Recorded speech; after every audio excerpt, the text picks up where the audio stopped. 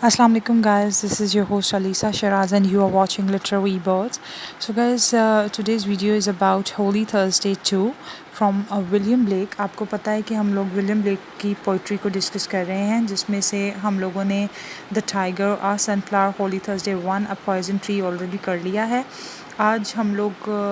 देखेंगे होली थर्सडे 2 को, which is from experience, songs of experience. आपको पता है कि सॉन्ग्स ऑफ जो इनोसेंस हैं वो 1789 में से रिलेट करते हैं और जो सॉन्ग्स ऑफ एक्सपीरियंस हैं वो 1794 से।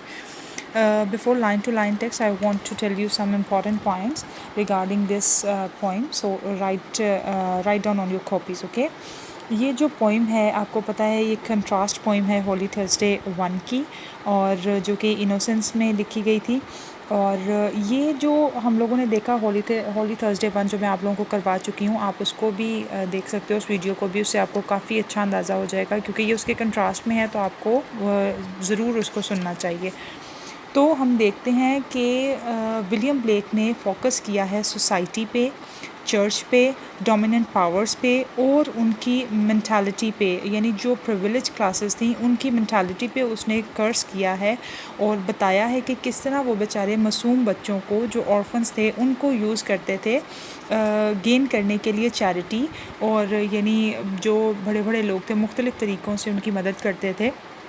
तो जो असल पैसा था सारा वो चला जाता था चर्च होल्डर्स के, पॉप के, फादर के, उनकी जेबों में, और जो बेचारे बच्चे थे वो सिर्फ उनको यूज़ किया जाता था वो चैरिटी गेन करने के लिए। असल में तो वो बेचारे गरीब के गरीब ही रहते थे। ठीक है, ये मैंने बहुत अच्छे तरीके से एक्सप्लेन किया है होली थर्सडे 1 में, आप उसको ज़रूर सुनना, उससे आपके काफ़ी डाउट्स क्लियर हो जाएंगे। और ये सारी एक्टिविटी जो कि यानी एक जो मार्च करवाई जाती है उन 6000 बच्चों से, वो कहाँ करवाई जाती है? सेंट पॉल के किंगडम में, उनके पैलेस में ये जो यानी मार्च है उसको प्रैक्टिस करवाया जाता है बच्चों के थ्रू, जिन्होंने रंग बिरंगे कपड़े पहने हुए हैं, बहुत खूबसूरत लग रहे हैं। होली थर्सडे 1 में यानी हमें ये दिखाया जाता है कि वो यानी कलरफुल कपड़ों में जो बच्चे हैं बिल्कुल ऐसे ही लग रहा है जैसे लंदन के कलरफुल फ्लावर्स हैं। ठीक है, और अब लाइन टू लाइन मैं आपको टेक्स्ट करवाती हूँ, साथ साथ मैं फिर आपको इसकी यानी इसके बारे में क्रिटिकली इवैल्यूएट भी करती जाऊँगी। ये देखें होली थर्सडे 2, बिस्मिल्लाहिर्रहमानिर्रहीम। In this a holy thing to see, अब यानी वो कह रहा है, in this a holy thing to see in a rich and fruitful land, babies are reduced to misery, fed with cold and usurous hand। ठीक है, अब वो हमें बता रहा है कि ये जो होली थिंग है, यानी एक जो होली एक्टिविटी की जा रही है, एक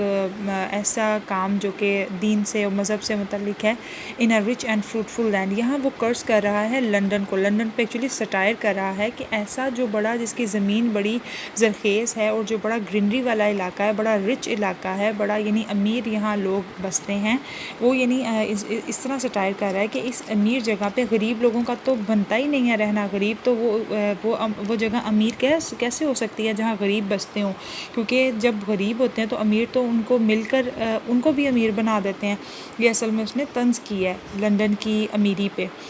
जहाँ जो खस्ता हाल जो हैं बच्चे वो पाए जाते हैं, उनकी बेचारों की मिजरीज़ देखने को मिलती हैं, fade with cold and users hand. अब वो कह रहा है जिन्हें सर्द और सूद वाली खुराक मुहैया की जाती है, स्कर्स कर रहा है ना, सटायर कर रहा है, तंज कर रहा है उनके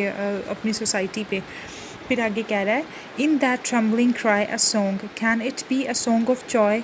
and so many childrens poor, it is land of poverty. अब यहाँ क्लियरली वो हम लोगों को बता देता है, रिटोरिक टेक्निक यूज़ कर रहा है, यहाँ वो क्वेश्चन कर रहा है कि क्या ये जो सॉन्ग है ये यानी ये कपकपाहट वाले गीत हैं, यानी जो ट्रम्बलिंग वाले गीत हैं जो आपको कपकपा देते हैं, can it B a song of Joy, क्या ये जो सॉन्ग है जो वो गा रहे हैं, यानी वो कोई ऐसे दीनी कुछ गा रहे हैं, कुछ सॉन्ग्स ऐसे हैं अपनी बाइबल से रिलेटेड कि वो उसको यानी गा के जो है दूसरों को फैसिनेट कर रहे हैं, जो डोमिनेंट क्लासेस हैं उनको वो बड़ा फैसिनेट कर रहे हैं और ताकि चैरिटी वो ले सकें उनसे। तो वो कह रहा है कि ये जो बच्चे हैं ये बेचारे, क्योंकि उसको तो पता है ना चिमनी स्वीपर्स का, जो ये जो तकरीबन जो बच्चे हैं ऑर्फन्स है जो वो चिमनी स्वीपर्स थे, तो वो कह रहा है कि आज जो होली थर्सडे, आज उनका चैरिटी लेने का दिन है, लोगों से तो किस तरह उनको चमका दमका के साफ़ सुथरा करके प्यारे कपड़े पहना के रंग बिरंगे लोगों के सामने पेश किया जा रहा है, सिर्फ इसलिए ताकि वो चैरिटी गेन कर सकें। तो वो कह रहा है कि क्या आपको वाकई लगता है कि ये बच्चे खुशी के गीत गा रहे हैं, यानी ये खुश हैं, असल में तो ये बेचारे दुखी हैं, इनको तो सिर्फ आज यूज़ किया जा रहा है to gain money and charity from the privilege classes. आगे वो कहता है and so many childrens poor it is land of poverty, और अब वो हमें बता रहा है कि असल में ये सारे बच्चे जो हैं गरीब हैं, ये कोई अमीर बच्चे नहीं है, या ये कोई बहुत अच्छी ज़िंदगी नहीं गुजार रहे, या चर्च इनको बहुत ज़्यादा इनकी सारी ख्वाहिशात पूरी नहीं कर रही। ये बेचारे गरीब बच्चे हैं जिनको सिर्फ एक यानी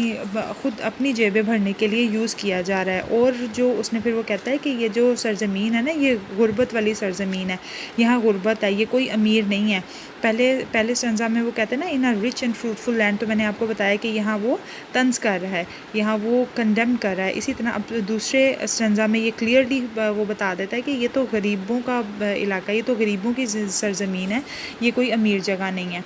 और अब थर्ड स्टैंज़ा में वो कहता है and their sun does never shine and their fields are bleak and bare and their ways are filled with thorns it is eternal winter there. अब आपको पता है सनफ्लावर में भी उसने हम लोगों को दिखाया कि जो यानी सन जो है, सनफ्लावर के लिए जो सन है ना, वही उसका सब कुछ है, यानी उसकी उम्मीद उसी से ही बंधी हुई है। अब वो यहाँ आप उसका भी हवाला दे सकते हो, रेफरेंस दे सकते हो यहाँ। अब वो कह रहा है and their sun does never shine, कि उनका जो सन है ना, उन बच्चों का, वो जो गरीब बच्चे हैं, उनकी कभी भी बाहर नहीं आनी, वो उनका जो सूरज है वो कभी भी नहीं चमकना। वो बेचारे गरीब हैं, उन्होंने गरीब ही रहना, क्योंकि उनको यूज़ किया जा रहा है, उनके लिए कोई दिल से उनकी मेहनत, उनको यानी बेहतर बनाने की कोशिश नहीं की जा रही। उनको सिर्फ पैसे लोगों से, यानी जो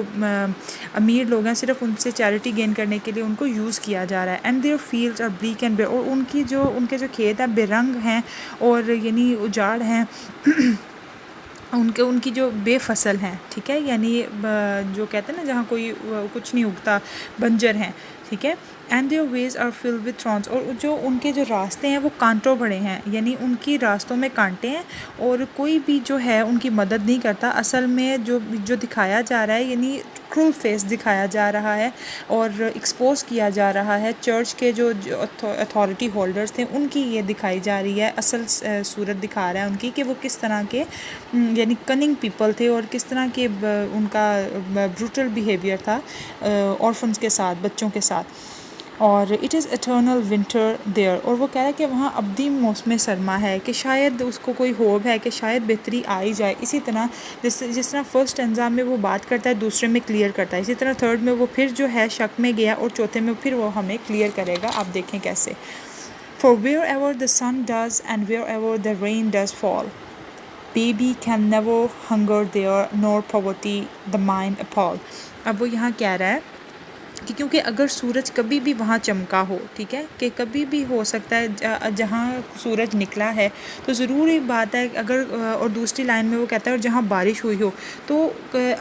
ऐसी सरज़मीन जहाँ सूरज भी कभी कभी निकला हो और बारिश भी कभी कभी हुई हो, तो ऑब्वियसली वहाँ कुछ ना कुछ तो ग्रो होगा ना कोई वहाँ हरियाली या बहाली तो आएगी ना।